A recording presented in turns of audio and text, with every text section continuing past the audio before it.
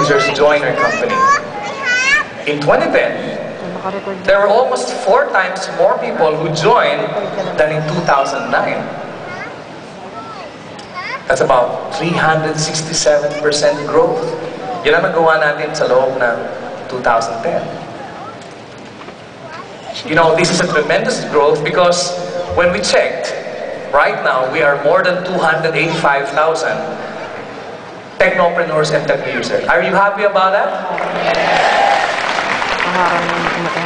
And just to remind ourselves, by the way, let me share this with you.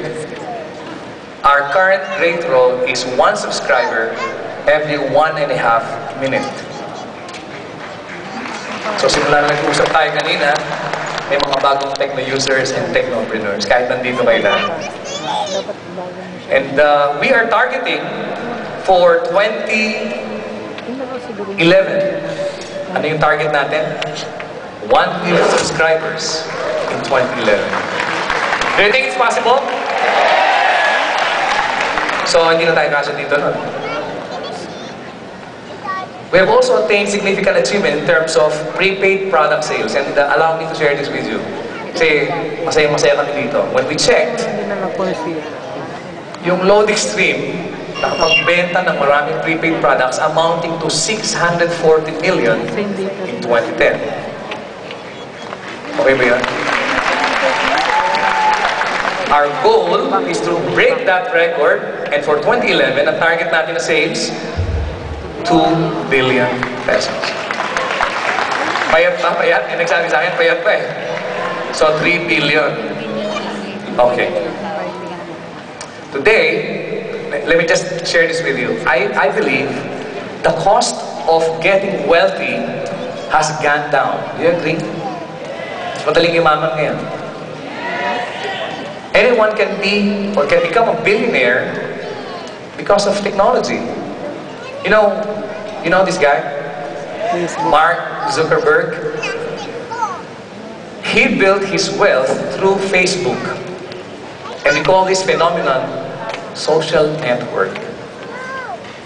So through networking, this guy was able to build a wealth, becoming the youngest billionaire today.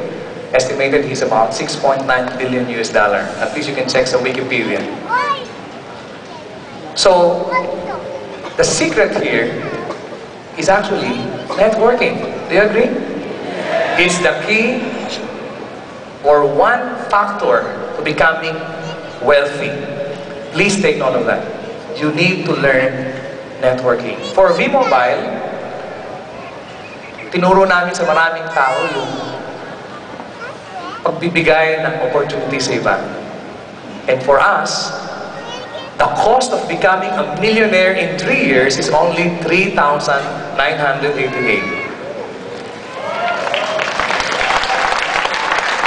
Sino gusto sa inyo ma-reach yung kanilang goal and earn millions in less than 3 years for only 3,988? That's your capital. Of course, it won't make you a millionaire overnight unless you learn or even master the art of networking. To date, I'm proud to tell you that we have 14 millionaires.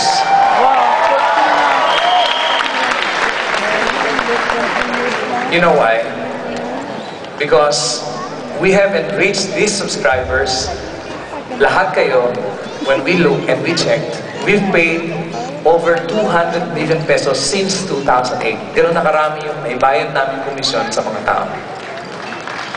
And the 14 millionaires, we will honor them tonight. My only question is, what about you?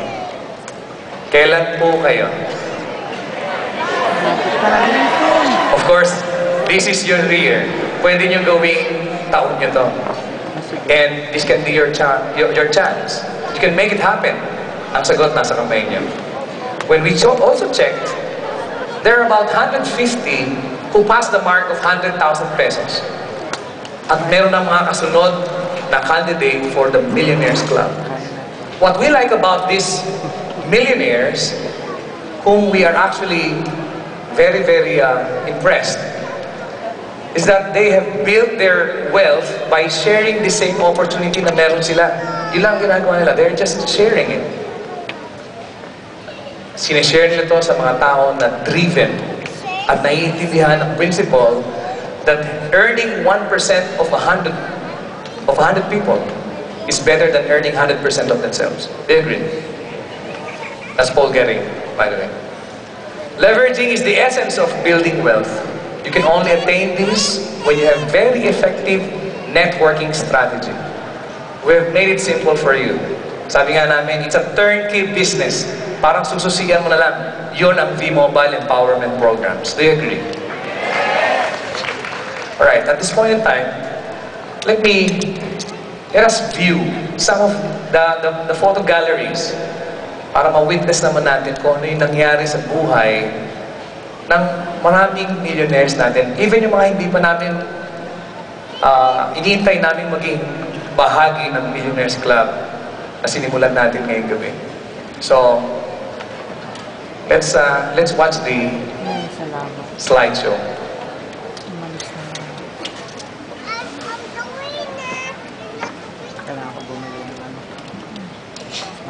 Saan yan? Okay? Alright. So, habang hinihintay natin yung mga pictures nila, let's proceed. Okay. Ting technical delay. It's very usual, no? Isn't that usual din sa atin? Pero because of that, hindi naman kayo nawalan ng pag-asa. In fact, more and more billionaires ang nagiging resulta ng business, correct? So, you just have to wait. Sabi nga nila, it is darkest bago magliwanag. So, right now, tingnan natin if they can put up the slideshow. We want you to share the joy of being transformed by V-Mobile. Okay, wala pa? Nagmamahal ang bayad sa akin dito eh. I think I need a raise in 2011. Tama ba yan? Okay, I think anong gusto yung pag-usapan natin while pinahihirapan nila ako dito sa stage? Okay, I think I need to tell you more about the guys I